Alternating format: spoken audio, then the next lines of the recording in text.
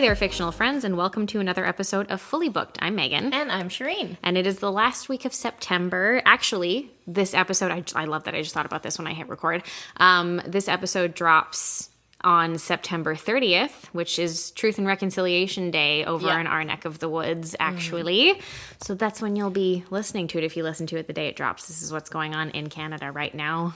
Yep. So if you are listening to us, we encourage you to, take a moment, take a little bit of time today in the spirit of truth and reconciliation with Indigenous peoples across Canada, the nations within our nation, to, read a book, watch a movie, watch a TV show, listen to some music, just kind of learn a bit more about why we have this day and the history of the Indigenous peoples of Canada and, whether it's their wonderful culture or their art or what they bring, or what they have in our country and what we can owe to them as part of our Canadian culture, or even to educate yourself on how we have wronged them for, generations and generations.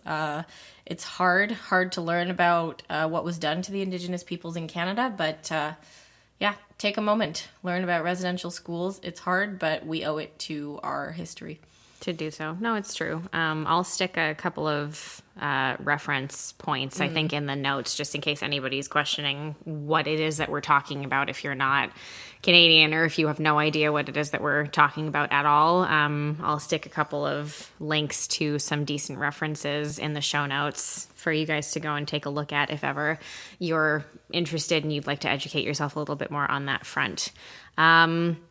Since it's the end of the month, we had like an extra week this month. I think we were trying to probably like pinpoint something a little bit more specific to talk about. And then I think a lot came up when we were chatting just about like, how's my like year in reading going in general, and kind of like what's happening with it. What do I like? What do I not like? What am I looking forward to potentially, like all that kind of stuff. And we were just sort of talking about that. So we thought that today, just for funsies, we would just have an episode where we kind of chat about that a little bit, how our year is going, how things are, have been shaping up, what we think will, be happening for the rest of our year in terms of kind of like books and adaptations and what, we're doing, what we want to do, what we're looking forward to, what we're not looking forward to, all that kind of stuff. So I think that a good way to kick it off potentially would be to, usually in these kinds of episodes, when we do something like this, sort of what we would kick things off with would be like, sort of what's on our nightstand, what are we reading right now? But I think that it would be a good starting point for us would be a discussion that you and I have had in the last couple of weeks about sort of like your issues with that kind of thing this year so far. Yeah, I've been having, you were saying that you've had a really good year of reading in 2023 so far. Yeah. I would say that I think I started off okay for 2023. And then I think I've just been going through the biggest book hangover I have ever experienced.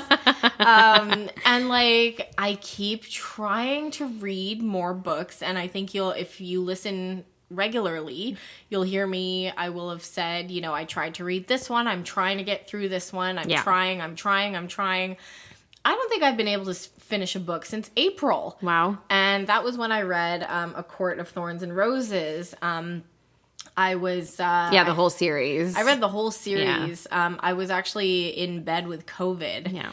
And I think I read the entire series in like a 2-week period. So it's not that I can't read quickly. Oh, like, God, no, it has nothing to do with that. Nothing to do with that, and I read the entire series and I was so enamored with it. And I just thought that the writing style was so good and the story was so good and the characters were so good. Yeah. And, obviously we hear a lot about like it being like spicy fantasy, which is kind of an added bonus, I guess. It's also its own fucking subgenre at this point. It is, yeah. And I would say that like I don't know how to get out of the rut. Like the only thing I can think of at this point is I might need to try and read the other series by Maas, which is Crescent Crescent City. Yes, yeah. Right, because you've read her Throne of Glass, right? I have read Throne of Glass. Maybe I should try and reread Throne of Glass because I read that like a few years ago now.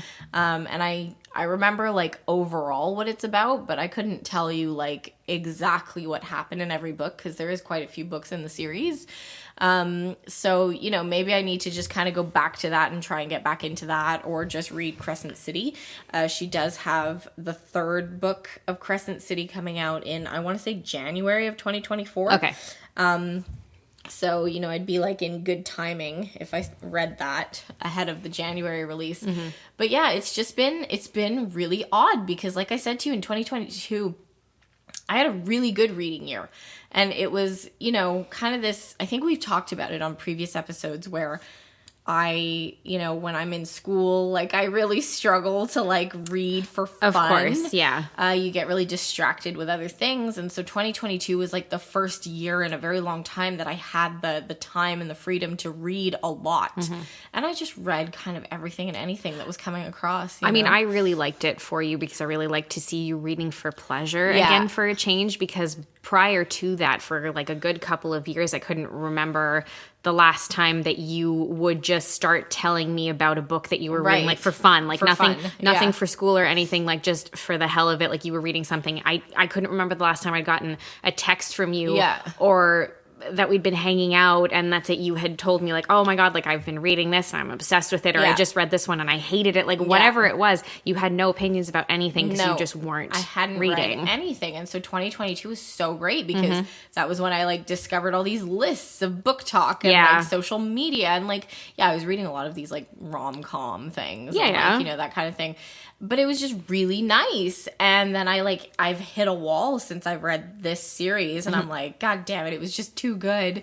So now I need to find something else. I do have the first book of From Blood and Ash, which is supposedly very similar to A Court of Thorns and Roses, like style. Someone else on the internet will have to answer that for you. I don't know. So I got that one, and maybe I'll try and read that series and see if it kind of gets me back into things. Kicks you into gear a little bit for it. That does make sense. I think it's a positive. Okay. I don't think it's a positive thing that you're experiencing this, but caveat, I think that it's a positive thing when this is happening sometimes for people. And I do see some creators online on Instagram or TikTok or whatever who do actually talk about this, but it's not the majority. And I think that it's nice sometimes to have people say that they're either experiencing some sort of book hangover or some sort of just lull in their period of reading, because I find that unfortunately social media, while it has like a lot of really great aspects to it as far as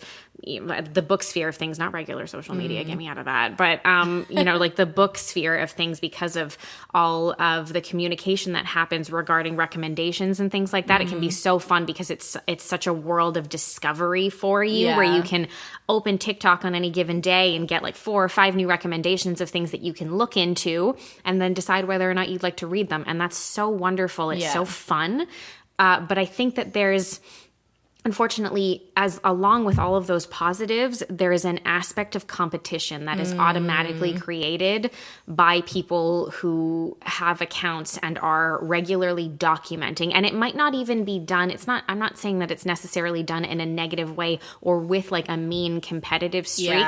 However, for people, for instance, who are experiencing a lull in the period of time that they're, you know, reading, or they're picking up a lot of new stuff, or they're really enjoying the books that they're reading, for people who are experiencing like, you know, like sort of like some slightly more negative, I guess, aspects of things that way, it can be really difficult to grab your phone, open any kind of app, and then have, you know, 40 other people be like, oh, here's my wrap up for this month. I read 35 books. And you're like, okay, get me the fuck off of here. Like, I just want to shoot myself now. It's tough, you know, you feel like it's kind of like, it's reading is a hobby. Like, it's for pleasure, right? Yeah. And like any other hobby, you know, if it then turns into like work or something that's stressing you out, you know, like, oh, I didn't meet my 125 book reading challenge this year. It's like, So Yeah. what? And like You're just reading.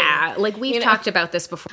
So like I had said, like, you know, in previous years I'd set myself like a reading goal, for instance, and a couple of years ago I stopped doing that because I was like, why am I backing myself into some sort of corner where I feel that I have to get through this many books? You know, it's just not. I don't want reading to feel like a chore that way where I'm forcing myself to do it. You know, if I'm reading a whole bunch, great. And if I'm going through a period of time where I'm not reading as much, that's also fine. It's okay. Look, in contrast to that, I find that 2023 is turning out to be an incredible year for reading for me. Mm-hmm. Just because that just happens to be that the way the cookie has crumbled in general. You know, 2022, really a very mediocre reading year for me. I barely had any 4 or 5 star reads. Really, the majority of stuff that I was reading wasn't like incredibly interesting to me. And I think I'm trying to remember because it was at the beginning of last year, but I think like basically January through March of 2022, I basically didn't read anything at all. Yep. I had this whole period of time where I was like, I had no motivation whatsoever. I hadn't picked something up that had really given me like that kick of stuff that I really wanted to read. So I hadn't read anything at all. I like didn't read a book for at least like 2.5 months. Yeah. Until like that's it. I kind of picked it up again and again for the rest of the year. There were definitely periods where I would lull for a little while because there were like a good number of books that I was picking up because I was like, oh, this is supposed to be really good or this sounds really interesting. You know, I'd pick it up and I'd be like, okay, well, that was like a 3-star read for me. So I wasn't all that enamored with it, which is fine. And it's fine. But then you kind of go through where you're like, wow, nothing's really interesting me. And that's how I feel. My God. That's how I feel this year. You know, it's like nothing is really holding my attention. Yeah. Like, okay, a 2-star read or a 3-star read or something. And you just kind of feel meh about the whole thing. And then it's not very motivating to pick up another book. So I totally understand how you feel. Yeah, it can be, you know, it can be difficult. And that's it. It's just, that is the way that things have happened this year. It has fallen that 2023, in contrast to that, I've been pretty much steadily reading for almost the entire year, particularly I'd say in the last like 3 to 4 months. Yeah, you've been reading a lot. Oof, man, since the spring hit, I have been on a kick. I think I did a vague calculation the other day. And for me, who's somebody who like, you know, there can be a year where I read a lot and there can be a year where I read like 30 books for the entire year. Like it depends. I think I'm at like 80. Yeah. Which is like a decent amount for me. Every time I talk to you, you're like, oh yeah, I read this book last week and I read this book last week. Yeah. And sometimes I'm just sending you pictures. Like I just started this and I really like it. Yeah. And like, you know, sometimes they're short and they're kind of novellas and stuff, but like the whole point is, are you enjoying it? And like, you know, like we have a podcast about reading books and because we like to read books. But I think, you know, to the point of not kind of pressuring each other or shaming each other or just being like, oh, like again, you have nothing on your nightstand or again, you're not reading anything. There should never be any kind of stigma attached to it's taking me a long time to get through this book or I'm just not reading anything right now. There shouldn't be any stigma in that, and it shouldn't be because one of us is reading something and the other one isn't, that's like a negative thing. It doesn't you can't do that to people. And like, sometimes you're just not in the mindset, right? Like sometimes there's something going on that you just don't have the mental energy to, and like I know that for me reading is an escape, but sometimes I just don't have the energy to go through an escape after like certain weeks of work and periods of time, and or you know, you can have personal things happening. There can be a ton of reasons that you just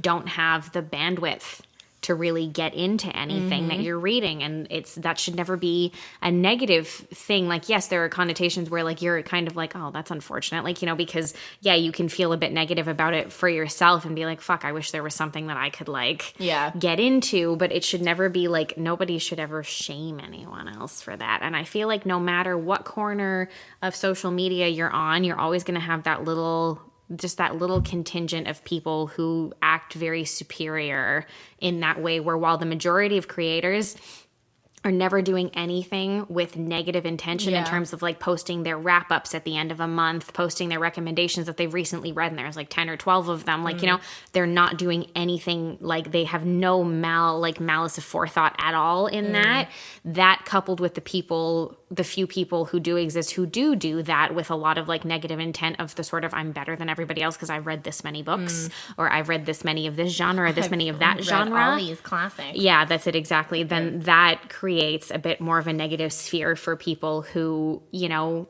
then I think some people feel like they can't call themselves readers, which is like a really sad thing.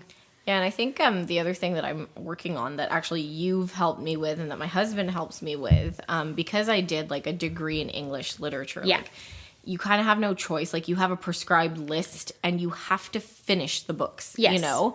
And so even though you hate it, like if you hate reading it, you have to force yourself to get through because it. you have to write something You have about to it write generally. something about it, or you have an exam on it. Absolutely. And like, it's so difficult to like force yourself to do that after a while, that I have a tendency to try and force myself to read a book, you know? So if I start reading it and I don't find myself really enjoying it, I then tend to get stuck on it and refuse to put it aside until I finish it. But then all that happens is I end up not reading for a while because because I you're don't like, this is feel the only like, book I need to get through. I this need to get book. through it. And like, you and my husband have been like, if you don't like it, Don't just fucking finish don't it. read it. DNF that shit. It's Don't like, feel just bad. flush it, you know? No, if you don't do like not- it, don't read it. Absolutely not. Do not do that to yourself. And I know that, again, that's it. I think online we create this culture of like, well, how many books have you finished reading kind of thing. So it creates this sort of like this feeling of guilt almost when you're like, I don't think I want to finish reading this book, or I've seen this recommended by so many people and I'm not enjoying it, and I feel like it must be because of me, it must be my fault, so I should finish reading it. Absolutely not. Right. If you don't enjoy something, everything is subjective. Art is completely subjective.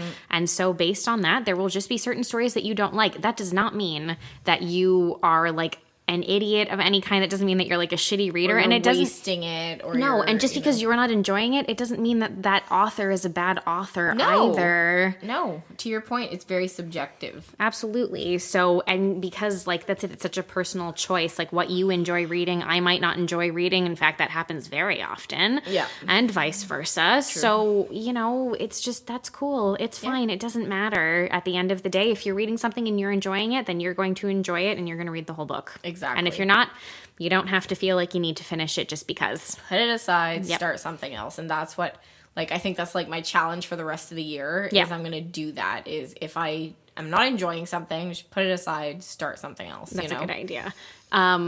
Keeping in the vein of like, I guess like the year and how we're feeling and stuff, obviously. So, you know, like that said, like, you know, you've obviously, unfortunately, that's it. You've had like a little bit of a struggle because of this, but in that same kind of vein are there any books that you'd maybe like to get to before the end of the year? Like, do you have any like kind of specifics that you might want to do or you're still kind of interested in? Not in any pressure sort of way of like, no, it has to happen or you've ruined your year. But like, are there any ones that you're like interested in getting through in the rest of the year? Yeah, so I think, like I mentioned, I would really like to get started at least on the Crescent City books by Sarah Maas because they're the quite new big, one, aren't they? They are. Like, I'm looking at them right now. I do.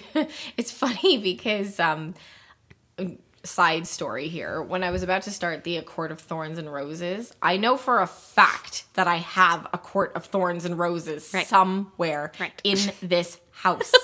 I don't know where it is though. You have a black hole in your house somewhere. There is. Clothing goes missing, books go missing. Like, I hope my original copy of Twilight is happy wherever it is. But like I was sure I had it and I know I have it. Yeah. And I couldn't find it. Yeah. So I then went and I didn't rebuy the first one. I got it on my Kindle, but then I wanted the hard copy of all the other ones. So I bought those. Of course. And then when I went to go put them on my shelf, I knew that I had the first Crescent City novel. Right. I didn't realize I had the two of them. Yeah, though. the second so I one. went to my shelf and I'm like, wow, I have two of them. Anyway, so all that to say, they are quite beefy. Yes, so if I get into those, like that should keep me occupado for a bit. Yeah, that makes sense. And then there's two others that I bought. One of them is called The Housekeepers. It's like an elaborate heist book, kind of Downton Abbey style, where apparently like the service staff who work like in the basement of the house. Yeah, it's like an upstairs downstairs situation. Upstairs downstairs. If you guys, that was like a really old like British series from I don't know, maybe like the 60s or 70s or something. 60s, I think. Yeah. And so there's like an elaborate heist that gets planned by the housekeepers to like steal fun. From the wealthy people in the house. So I kind of wanted to read that. Oh, that's fun. And then the other one is like some sort of like school for girls. I think I've mentioned it on a couple of episodes. I still haven't picked it up. So those are kind of on my list, you know. There you go. Yeah. What about you? Okay, so at the moment I'm about I want to say I guess halfway through Assistant to the Villain by Hannah Nicole Marer, which like at the time that we're recording this has pretty recently been released. It's like a much newer one. I think it gained like a good amount of steam on like TikTok and Instagram and stuff like that as well. It's very fun. It's super fun so far. Like medieval set fantasy romance, basically. Not your typical one. No, it's not like my like usual, but it sounded so like quirky and kind of fun. It's like I think it's a series that she had started writing and it went viral on TikTok and they gave her like a book deal, basically. So, anyways, there's basically this man in this kingdom that they just call the villain. No one really knows who he is or what his name is or anything. And the lead, she needs a job. She stumbles into the woods one day and runs into him and he winds up giving her a job. Oh. But it's like, like a whole quirky cast of characters and stuff, and then just them, like, both of them completely ignoring their feelings for one another, but in, like, a fun, cute, like, it's basically like if you took a rom-com and you were like, let's make it into a little fantasy thing. Yeah. Oh, we like those. It's very fun. It's, like, a really, like, fun read. I think that she has, like, a couple, I think it might wind up being, like, a duology or a trilogy or something, so based on everything I've read so far, I'm like, yeah, okay, I'll pick up the second one. It sounds fun. So we'll see how that goes. I have gotten through recently a few of like the sort of TBR that I had that I was like, shit, okay, I'd really like to read this before the end of the year. What did I read a little while ago? I read I read The Golden Spoon recently, which is kind of a la cozy mystery. It's sort of like a mystery take on like a competition show a la Great British Bake Off kind of style. Oh yeah, I think you told me about this one. It's all right. Yeah. I thought it was a little bland, personally. I think I was expecting it to be, like, I guess a little bit more involved than it was. It was okay. It was fine. That was okay. But I did recently read a couple of random ones. I mean, I'm trying to get into, like, the fall feels of it all as well, which I've kind of started doing, too. So I read, what's it called? It's it's like Pumpkin Spice Cafe, I think. Yeah. Okay, so I read The Pumpkin Spice Cafe, which is the first in the Dream Harbor series. It was just published at the end of August of 2023, so I grabbed that one. Very romance, small town girl who's running, like, newly running like a little cafe for her aunt kind of thing. Fall set. Written by an author named Lori Gilmore, which I'm like, if that's like not a pen name, you are the Lori Gilmore. I'm like, if that's not a pen name, that is incredibly lucky, and this is exactly what you should be doing for a living. So anyway, so read that one. Very cute. Like cute, fun, easy, and also recently finished, before I started Assistant to the Villain, recently finished In the Company of Witches, which is the first of the, Evanfall Witches B&B mysteries. Wow, you are so into the cozies. I'm having a moment. I'm having a whole, like, month of this it. Started, like, in early August or, like, end of July. Pretty much. This is how you summon cold weather, I think. If only that had happened the moment that I picked one up, that would have been incredible. In the Company of Witches is fucking adorable. Basically, I think it's been popping off online a little bit, so I'm sure a lot of people kind of know about it at this point, but basically, if you took Gilmore Girls, Practical Magic, and a little bit of Sabrina the Teenage Witch and made it into a mystery. Okay, I kind of want to read this. That's what it is. I need to read this. I know that there have been 2 books so far. I picked up the sequel recently called, When the Crow's Away, I believe. And I did see recently, unfortunately, that Arlie Wallace, the author, she had posted online, I'm so disappointed by this, that apparently Berkeley Books is moving away from like the mass market mysteries. So right now they have no home for any other potential sequels down the road. I was very irritated by that. I'm hoping that she's able to do something like, crowdsource, do something Yeah. self-publish, potentially do whatever else, or hopefully another publisher is able to pick them up to eventually continue. Because my understanding is that the second book ends on a cliffhanger, and she apologized. She was like, I never would have done that if I had known that I wouldn't have, a guaranteed sequel. Publisher? Someone else pick up Potentially. Somebody pick them up. They're so good. They're so good, guys. They're so adorable. I fucking love them so much. So that's what I'm in the middle of. Those are kind of all the things that I'm in the middle of, I guess, right now. As far as anything else is concerned, I mean, I could go on for 17 days as to what the rest of my TBR would look like for the rest of the year, but we all know that I'm very much a mood reader. So it's all going to shift back and forth, I'm sure. A lot of it is based on the weather. Oh my God, so much. I know that after I'm finished Assistant to the Villain, I'm going to start The Quiet Tenant by, Clémence Miquelon, I think. She's French, I checked. So maybe I'm mispronouncing that, but I'm pretty sure that's what it is. Which is a newer thriller that I think was published in June of this year that I've been hearing a lot of really good things about from the reading community online about a serial killer told, but really what's going on with him, but told from the perspective of other people in his life, his 13-year-old daughter, his girlfriend, and the woman who he's had captive for 5 years. Oh my God. It is very tense and stuff. Sounds Very much a very tense thriller, and I'm like, okay, that's You're like, I am here for I am here for that. That's next on my list, so that I'm really looking forward to getting into. And I also would really like to get to The Vampires of El Norte by Isabel Cañas, which is a newer kind of, I guess, sort of gothic-ish thriller about basically that's it, about vampires at and it takes place near the Texas-Mexico border.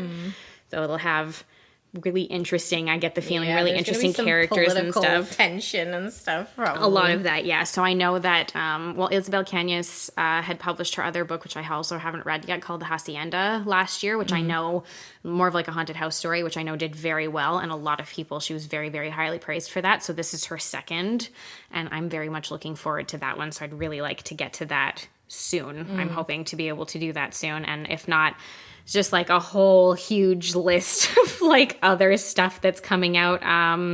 What is it? I think it's what's the newer one that's coming out that's basically a follow-up. There's one that's coming out that's basically a follow-up to The Haunting of Hill House. It's The Haunting of the House on the Hill or something. Wait. Will confirm. Okay, yes, sorry. A Haunting on the Hill by Elizabeth Hand, which is, I believe, not out yet, but it's being released October 3rd. That I'm really looking forward to. I think my understanding is that it's the first authorized novel that's ever been able to return to the universe of The Haunting of Hill House, Shirley Jackson's Haunting of Hill House. So that was at the top of my list because I was like, yes, I really like The Haunting of Hill House. I love Shirley Jackson's sort of writing in general. It's very, very spooky in a very existential sort of way that you really... I do love that about Shirley Jackson. I love that beneath the scares and the haunting aspects of things, there's such a question of morality and the choices that we make as human beings. There's something very much to me that speaks to a woman writing a story. Family ties as well, and responsibility, because she does have some stories that aren't obviously spooky. Yeah. But they are when you really think about them. Yes. They don't, you wouldn't classify them as horror per se, but if you read a short story like The Lottery, and you realize kind of what's happening, you're like, no, everything she writes is horror. Or Louisa, Please Come Home. Yes, exactly. You don't necessarily think about story. It. So that, I think those are probably, I guess, at the top of things, but honestly, I've got probably 25 other ones. We'll see what I get to. I don't know. We'll see what's going on. And on top of that, before the year comes to a close, we do have a good amount of adaptations that are still being released and stuff like that. Oh boy. Get ready. Get ready, you guys. Chances are, actually, by the time you guys are hearing this episode, there will be a bonus full-length episode about the last movie in the After series called After Everything. Which I have read. actually. Oh so my I God. will be able There to you go. provide To provide that some insight. context about that. So Megan and I are planning on spending real money to go to the movie theater and watch this movie. This is going to be the first time ever. All the other after movies that we've watched have been on streaming services. So we've never actually paid for, I mean, I guess we have indirectly because we have these streaming services, Right. but we've never actually paid to go to a movie theater, buy popcorn and watch these movies. I've Yes. never done it before. Part of me thinks I should get drunk before we go. Oh, maybe we should do that. That's probably a good idea. We should do that. Anyway, so we're going to have a full-length episode definitely coming out about that for sure, and I'll drop some information like when that's available if I can, like maybe before at the end of this episode, just to let you guys know kind of where you can listen to it and everything. But yeah, there are definitely some interesting adaptations dropping before the end of the year. As far as I'm aware, there's a couple that have dropped and will be dropping throughout the month of September and October. Victor Lavallee's very popular novel, The Changeling, has an adaptation that's dropping, Really? I believe, on Apple TV. Oh, wow. Which will already be out by the time you guys are hearing this. It will have started on September 8th. And don't forget the one that we can't wait for, Mr. Poe. Yeah, oh my God, okay. That's in October, and I'm really looking forward to that too. Yeah, there will be the Fall of the House of Usher. They've released an official poster. I'm really waiting for like a teaser trailer or something to drop for that, which they haven't yet, but hopefully it'll get there soon. Apple TV also has The Other Black Girl by Zakiya, Delilah Harris, which also you will have, you'll know by now, will have premiered on Hulu September 13th. As well, that's something that I'm also looking forward to seeing before the end of the year as well. It's an interesting thriller, it's got Get Out vibes is all I can say about it. So what else is coming out? Let's see. What else is coming out, has come out or will be coming out this month? Haunting in Venice, so the latest Poirot. Oh, yeah. Has dropped on September 15th by the time you guys are hearing this. So that's happening. Definitely, I'm surprised. When I saw the first trailer for this, I was like, okay, they went in a totally different direction. Yeah, they did. They went quite spooky. They did as well. Yeah. Like a very, very gothic looking sensibility to it. So who knows? I'm curious to see it. I'd be curious to see how it goes.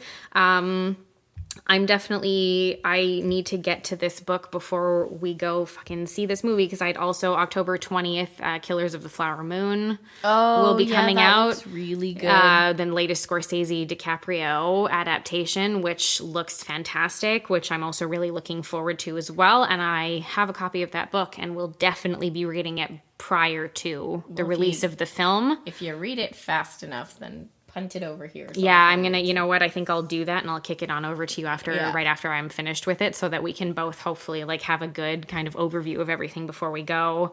Really looking forward to that. That looks interesting. Obviously, Leonardo DiCaprio, Robert De Niro, Brendan Fraser's in it. I believe that the lead character, her name is Lily Gladstone. She's a First Nations actress, because this is very heavily based in a story about First Nations people. So representation makes sense. Is important. Yes, it is. So I'm really looking forward to that as well. I think that's going to be really interesting to see.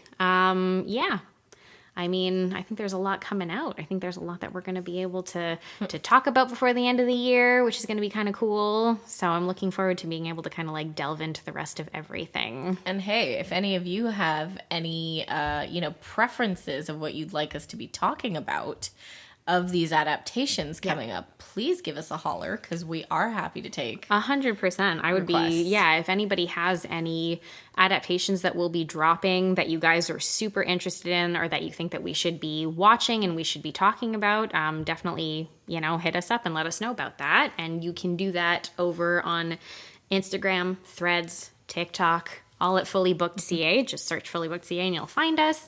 You can also check out our Facebook group at facebook.com/groups/bookwaswaybetter. And we'll be at you guys next week. It'll be the first week of October. We'll have a whole new spooky theme for the spooky season. So just get ready for that. But until then, guys, keep on reading. Thanks, everyone.